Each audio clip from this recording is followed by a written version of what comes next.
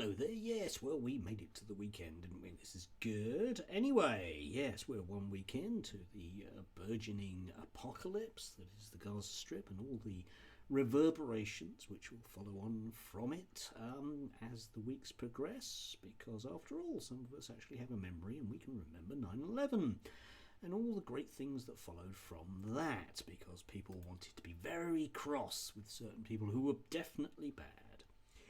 And our right-wing commentators are still very much stuck in that mode. Will they ever change?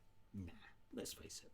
Anyway, yes, lots of them have been saying that they're totally disgusted with Wembley Stadium for not displaying the Israeli colours in solidarity. They are the same people, of course, who want politics and sport to be kept separate, depending on, of course, what the politics is. Pays your money, takes your choice. It would appear that I don't know why they don't. I'm just honest about it and sort of say, yeah, we just don't want anything that's left wing. There we go. That would be fine, wouldn't it? But obviously that level of honesty just isn't there. They're the same people at the moment who are complaining bitterly that Gary Lineker, a man that shouldn't have opinions, doesn't have an opinion, even though he has posted on Twitter that he has an opinion about Israel. Hint, he's a bit horrified by the notion of death. Yeah, but anyway, the man who mustn't have an opinion must have an opinion, I think, about the right things, obviously, because, you know, it's really important that a football pundit does comment on geopolitical issues. It's what you want, really, isn't it? Yeah.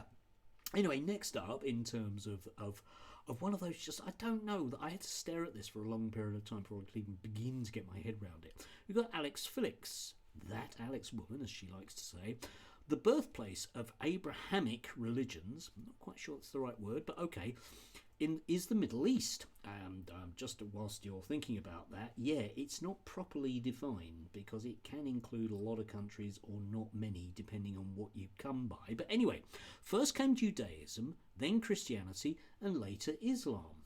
Well, no, first didn't come Judaism because there's records of other religions that predate monotheism. You might want to look that word up, Alex. Yet today the region is 94% Muslim, only 3% are Christian and 2% Jewish. Yazidis, Syrian Christians, Coptics, Hasidics, Maronites, Ashkenazis, all but driven out. Yes, Alex, except the word driven out is probably incorrect, isn't it? It's what we call demographic change. I would point to Alex to northern Poland and what used to be the birthplace of what we regard as modern Germany or Prussia. Go there and try and find some German speakers. They're a bit thin on the ground. They were driven out, okay? That's a really recent one.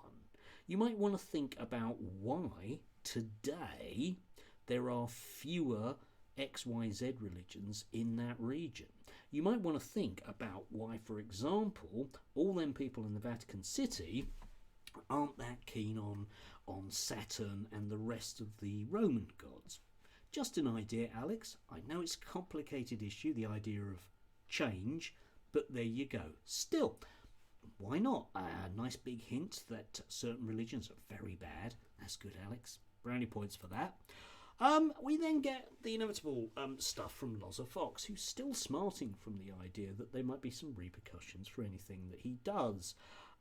He actually posted up yesterday, I resisted reposting, but he actually posted up yesterday the notion that he wanted people to send him examples of where men and women have been treated differently in the workplace. You can imagine how well that one went down. Yeah, lots of people did indeed inform him exactly of all the big differences there are between men and women in the workplace. Might not have been quite what he was after. Anyway, let's unpack what he's got to say here. If Britain really believed in itself and its values, again, not really quite sure what they are, but anyway, upon hearing that Jewish schools were staying closed today for fear of Jewish children's safety, our Prime Minister would have deployed a show of force on the streets of London, the like of which we have never seen, to remind those who threaten and intimidate that Britain stands against terror and everything terrorist stands for. Okay, Loza, let's go there with that, okay, shall we?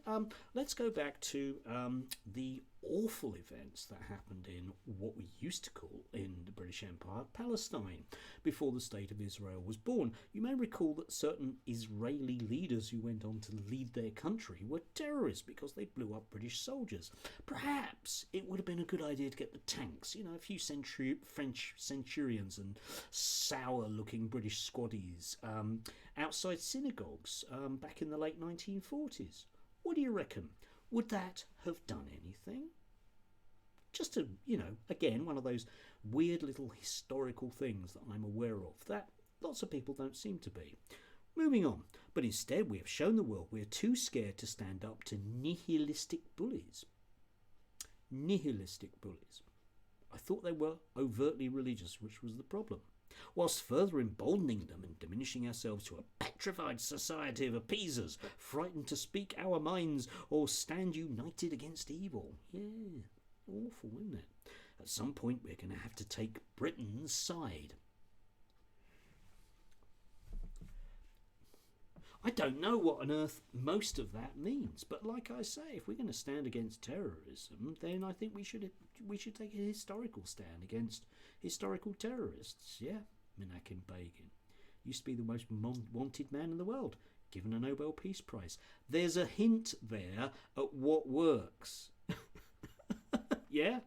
And lastly, just because I can, we have the undoubted and irony-free zone of Darren Grimes criticising John Simpson for the way that the BBC are reporting things. Now, Darren was invited by the Israeli government as a special friend. He went out there. John Simpson went out there to report and was tortured by militias allied to Israel. Just let that one sink in, Darren, yeah? Between an actual reporter and some snotty-nosed grifter. I think the two things are slightly different. Anyway, that's a lot more vitriolic than I normally am. Do have a lovely Saturday. Nippy, yeah. It's autumn, isn't it? Eh? It's quite weird. Anyway, enjoy.